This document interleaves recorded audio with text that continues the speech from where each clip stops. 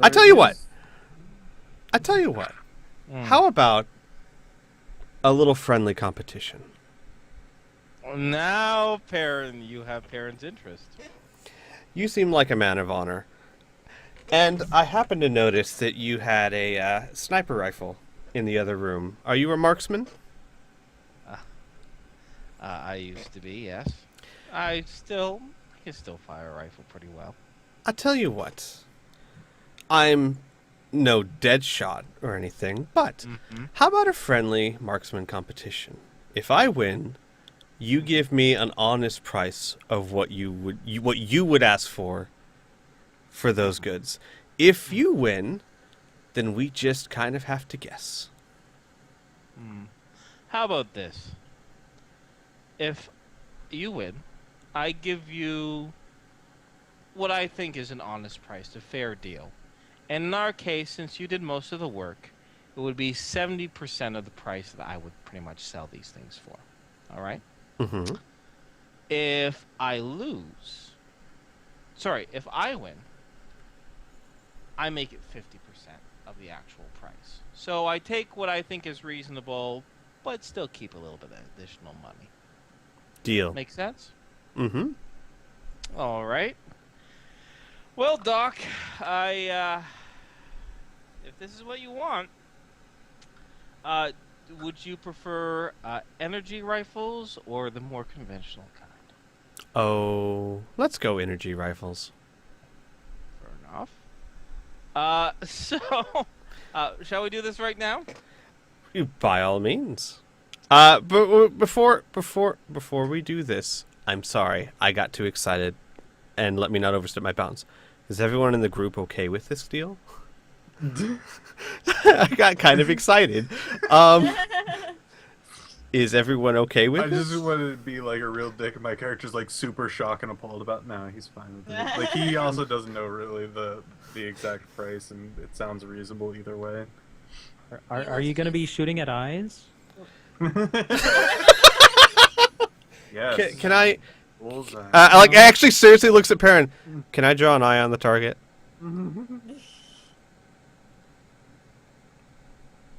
Apparently not. I'm just.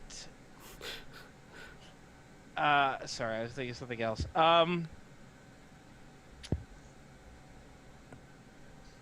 I haven't decided even what the hell the target is. Okay, so, because it's gonna be mega damage, right? Right. So obviously you're making arrangements. You're heading outside. Perrin is wearing some customized body armor. But it looks like it used to be Coalition Dead Boy armor, but it's been custom painted and everything like that. I'm just trying to think because I was not expecting this either. So let's see here. Perrin doesn't want to just shoot at some random tree because it'll go right through it. Can I quietly talk to Tom? Tom? No, wait, no. Is it Tom or Patrick that I gave the rifle to? It was me. Tom, the rifle I first originally carried. Can I borrow your rifle? Yeah. Are we able to check it out from the lockers? Well, I'm assuming we'll have to go unless if Perrin's okay with me using my own weapons.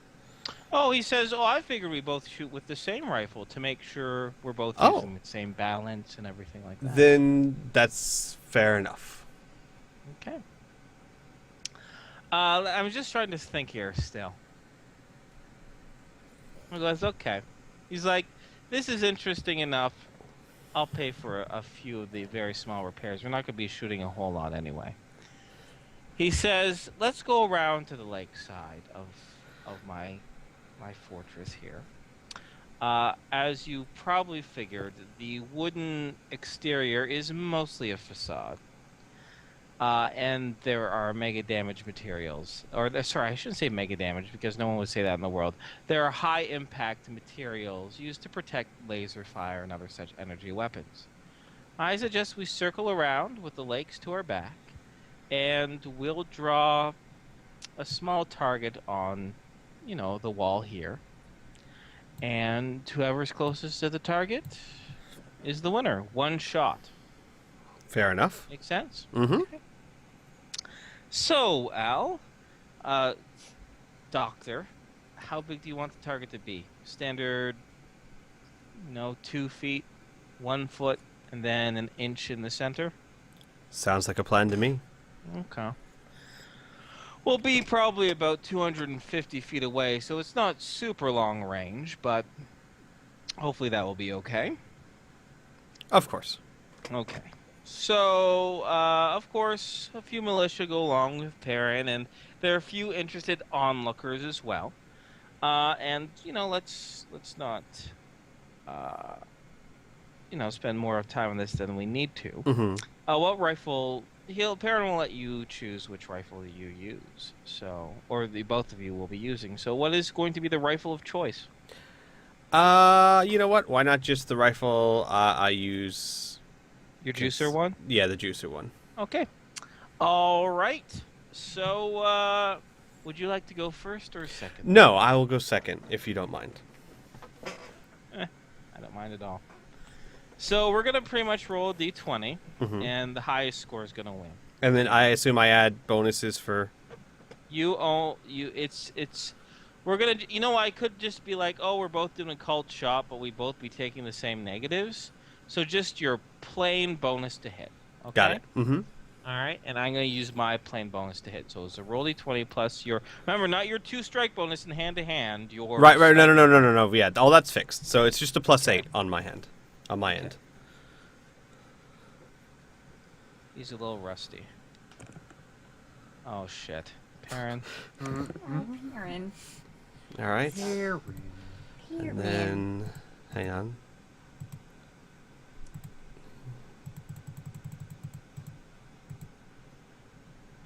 Yep. Not that much better. Enough. Yep. Perrin takes a shot and hits just on the outside of the middle ring. So not the 1-inch bullseye, but the one in between. And he gives a curse, and he kind of embarrassed, and he says, I wasn't nothing. And he just kind of mumbles. And he lets you take a shot. And sure enough, you hit it pretty much dead on.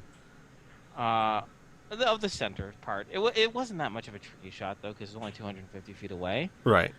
But Perrin goes, okay, all right, Doc, you won fair and square, although I think my blind dead mother could have hit a better shot than I did, but a deal's a deal. And he says, all right, so knowing what I know, what would be a fair price? Now, here's the thing. We have to assume... So is the skeleton pretty much intact? It's a full dragon skeleton? Every single bone but its last tailbone, and I actually dig in my pocket and I'm like, I have that here. And some ribs that the demon was using to impale people. Right. I guess you could find those still, but yeah. Yeah. So, okay. Alright. Oh, and the skull, as you might have known if you looked at it, it's kind of been scratched a bit on the top to make it throne looking. That's fine. Yeah, that wasn't us. That was the demon. Yeah, none of that was us. Perrin says, okay. He's thinking, because it's clearly that he's doing some calculations in his head. He pauses for a second, he's like, you have to excuse me, it's very rare that I haggle against myself. So you might have to give me a few minutes. He starts having a debate. He's like, no, don't worry, I won't talk to myself. This is the thing. We have 3 things at play. My desire to make money, my relationship with you, and me being a man of my word. So I have 3 voices that are kind of going on in my head, and I just have to make sure they're all balanced and happy. I almost want to be like, and the shot on the wall. That's 4. No. Oh, that's mean. Yeah, I know, no. Okay. 70 million credits. And I think, like, my mouth actually just drops open.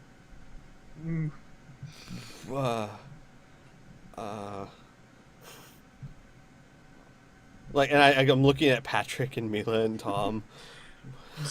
Even Mila seems surprised by the number. Patrick is What? actually not surprised at all. Money means very little. Apparently, you Utku parent says you Utku here tells me that this is the skeleton of a great worm, and that all the contacts that he knows would pay their entire life savings. A kingdom would go bankrupt for something like that. So, I think 70 million would bankrupt a kingdom. Don't you? Yeah. And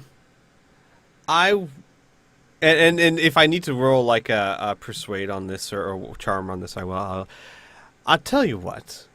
Because I feel a little bad about our competition, since my rifle does tend to pull a bit to the right, and that might have messed up your shot. How about 60? Sure. What? He says- Even my character not knowing like anything about money, he just goes over and just like, look. Feeling bad is one thing. No, Feeling just bad for- everyone. Just like, I'm gonna trust me on this. Aaron says, you do realize you're supposed to haggle the other direction, right? Well, Fine. If you say 60, all right, 60 million. Then. let's just say I enjoy keeping you guessing. Fair enough. And like to everyone else, I'll explain later. Just hang on. I will say out loud, I want to slap you so goddamn hard. Now, Perrin says, you have to understand, I'm a very, very rich man, but even I don't have 60 million credits just lying around. I can pay some of that. But this is the other thing, too. I don't want to just hand you 60 million credits right away until we actually confirm and retrieve the actual skeleton itself. So I think it's only fair that I would pay you half up front, and the other half would come once we're able to confirm. Do you think that's fair? I'll do you one better for everyone than that. How about we come to you in a few days with a shopping list of what we would need. You cover that, and and maybe give us a bit of spending money, and keep everything else as a tab until the time we see fit that we need to collect on it. All right, fair enough. Consider yourselves having a $60 million, well, I guess you could say a $30 million tab, possibly $60 million, with Perrin's Post. All right, Good, then. 35 million. All right, would you excuse me for a second? I want to take everyone to the side. Look, I'm sorry I didn't really have time to say much, but trust me when I tell you loyalty and information is far, far more important than $10 million.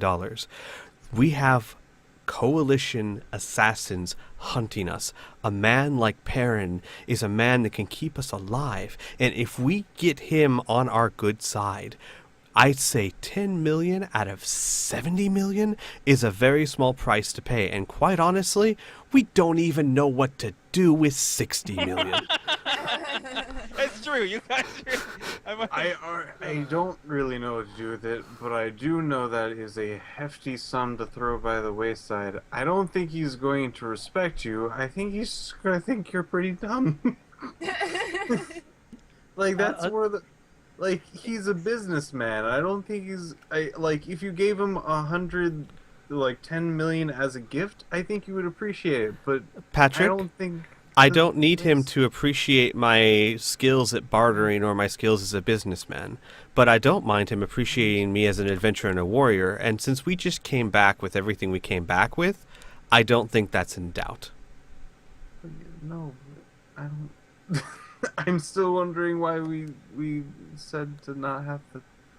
I'm I'm telling you that by giving a lower price, by not making him pay that much, by giving him this gift of sorts, which really costs us nothing, we go a long way towards buying his silence, his information, and his friendship.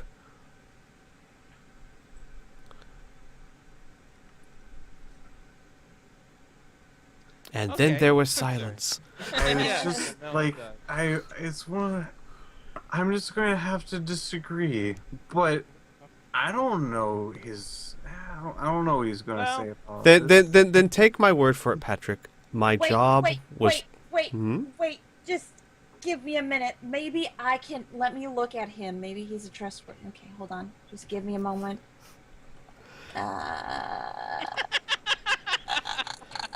Subtle. I just need to judge him based on my good nature of judging people. Waiting to judge takes a while. Then Patrick. I am just mesmerized by what she's doing. Hmm.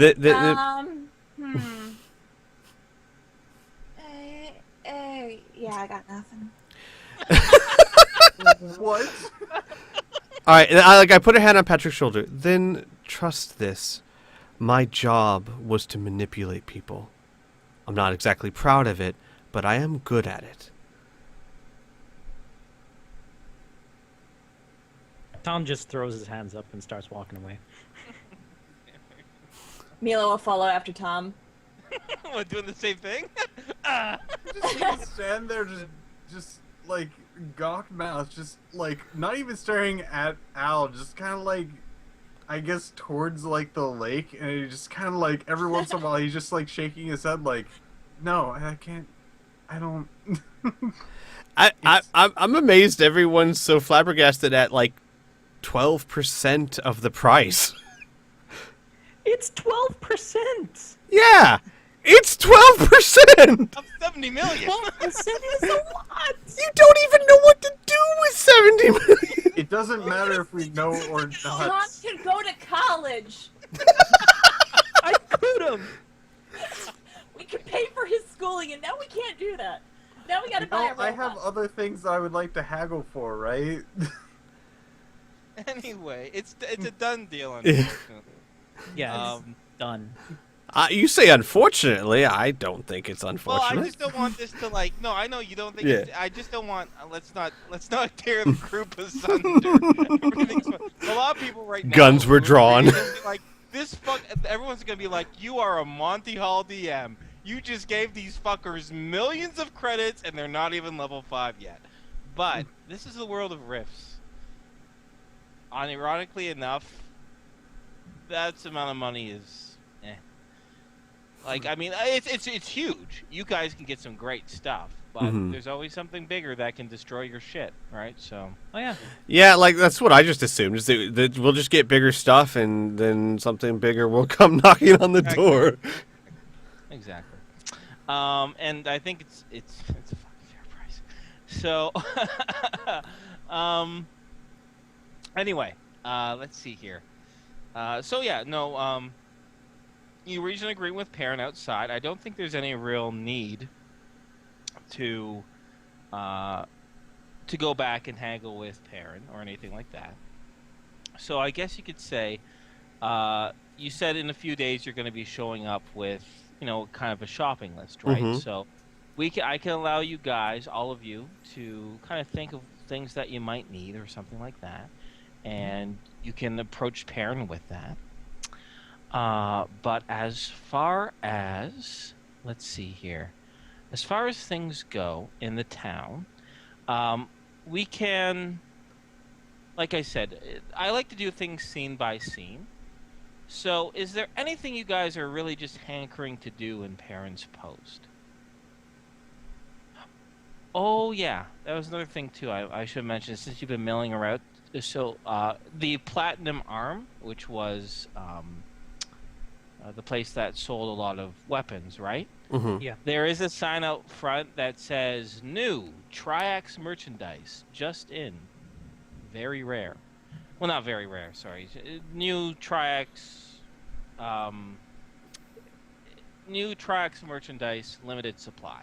That's what it'll say. On the outside of the Platinum Touch. Well, I Mm-hmm. want to try and get a scabbard made for the sword. Okie dokie. So, that should be easy enough. You can approach the. Actually, Perrin mentioned it before. It's number 8. That is the Ash and Ash blacksmithy. Mhm. And let's see here. Who would be on kicking around this time? Now, you don't have to do it immediately, but we'll say like during the day, like before dinner or anything like that. All right. Let's see here. Ash and Ash. So, Ashton is a male golden retriever dog boy, so to speak. Mhm. And he's the one who's working the smithy right now. And you're able to. Are you going to show him the dimensions of the sword that you want the scabbard for? Yes. Okay. And Ashton, he's a very professional, fellow, so to speak. And he asks that. He asks the material that you want it made out of. He goes, I can make it out of iron or steel if you want. If you have any other additional prices, if you want it to be made of anything else, unfortunately my smithy won't be able to work with it. But I can do iron and steel. Steel would be cool. All right, steel. Do you want any sort of special embossment on it? Sure. Could you make it a sort of patinaed, like black kind of embossment? Yeah, I think I could do that, definitely. Okay. And Ashton says, I mostly make tools and horseshoes for the surrounding folks. So making a scabbard, it's within my ability. It's been a while, so it's going to take me a little bit of extra time. No problem. I would have to probably just focus on this project for a while. It'll probably take me about 5 days to do properly.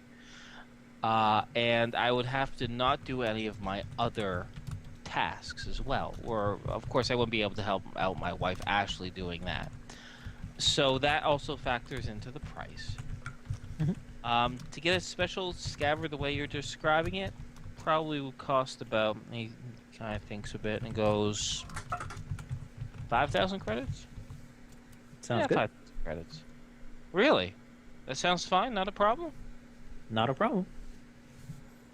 He goes, oh, all right, okay. Well, you are dropping all of your other workload to That's work true. on this. Yeah, that is true, and that will certainly smooth them things. So, yeah, consider it a deal. Either you can stop by here to just check in on the progress, or if you want, I can send a messenger kid to where you're staying and let you know when it's done. I would like a messenger, if at all possible. Okie doke. Yeah, definitely. We can do that. Thank you very much. I have to admit, this will be a good change of pace. All right, thank you. All right. Cool.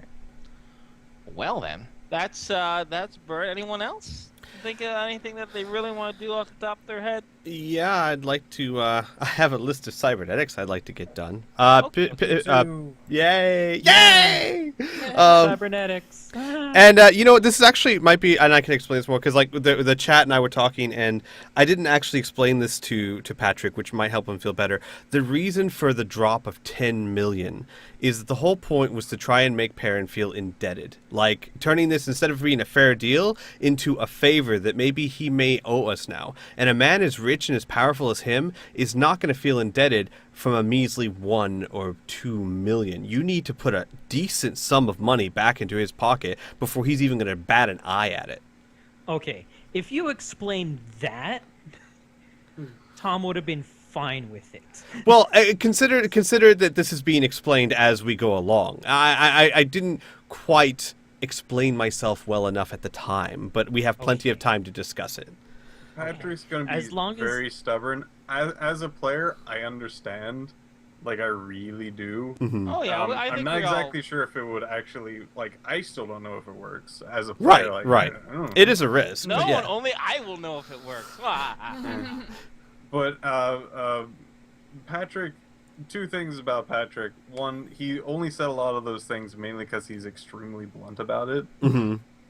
And two, he probably still doesn't care about the money itself, more of the situation. Like, he doesn't care that we lost 10 million. He's more of just like, we could have probably done it a better way or something. Yeah. Okay. But so we'll just say once again, we'll just kind of make things as expedient as possible. I'll add a little flavor to this, of course. But as far as your cybernetics, we'll say you've booked a consultation with Dr. Fincher, correct? Mm-hmm. Okay, and so yeah, you head on over there. He lives by the tavern, so is it just going to be Patrick and Al that's heading over there? Would anyone else to come? Alicia isn't really interested all that much in cybernetics all that much. She doesn't really want to alter herself, and she's not crazy about it. So she's probably going to. She plans on actually just doing her daily run that she does around the fort. So she says, if you don't mind, I think I'll probably do that. Get my exercise in. And she goes to Mila and she's like, you're free to join me if you want, but I understand if you have other things to do. Mila's trying to decide which is the less boring of the two right now. There's also the squirrel. Oh, I still have not opened up your squirrel box. do you think? Do you think I could just bring the squirrel along and we can open it while you guys are doing your consultation, please? I think that'd be fine. Okay. Luckily, I believe this squirrel is not. And Inferno, I mean, the squirrel is pretty hefty. Like, it's not going to break just from Mila fiddling around with it without. I mean, maybe with the hammer it would, but you know what I mean. It's so But like, it's it's a tough little squirrel, invoice right? says it's made of high impact metallic materials, aka mega damage. Okay, yeah. So yes, I think it'll be fine. Okay, all right. So we'll do the consultation. Sorry, Tom, are you heading up there with them as well, or at this time you're probably doing your blacksmith thing? It's up to you. Right now, time is very flexible. I'm thinking I'm gonna do the blacksmithing after, and I'm gonna head with Al guys over. Okay, all right. So as you venture over to Dr. Fincher's office, Tom, Patrick, and Al, a guy comes stumbling out of the tavern there, and he's heading down the road kind of towards you, and it's clear that he's having a lot of problems walking. And he accidentally, when he passes by, he kind of tilts a little bit to the left, and he kind of runs into you, just like a little bit, just kind of brushes past you, past Al, Tom, Mila. Sorry, not Mila. She's not there. Al, Tom, Patrick, and Who does this? just a random drunk who's walking out of the tavern. Okay. Oh. And it's not a problem. He's just like, oh, excuse me. But he bumps into Al. What? I can't remember. Is it your right arm? That's Yes, right arm. Yeah. Yeah. So he bumps into your right arm. He goes, ah. And, like, he bumps into it by accident. Like, he hits his funny bone against it. He's like, shit. Ah. And he goes, I guess it's just a little too. And then he just kind of keeps wandering away. And kind of passes out the bushes nearby. But sorry, I just want to add a little bit of flavor onto this. I'm going to actually check my pockets. Me too. Okay. All right. Check your pockets. Credit sticks are still there. Possessions are still there. All the rubles. Yeah. Everything that you probably would have kept in your pockets. Yeah, it's still there. Nice. It's just growing up in the streets. That is a common tactic. Yeah. Oh yeah. On the streets. I'm sorry. This streets. I could say. The wilderness streets. You have streetwise. Uh-oh. So yeah. I do. Yeah. Oh, what's going on? All right. Okay. So all right, but now we'll do the actual Cybernetic. So what are you interested in?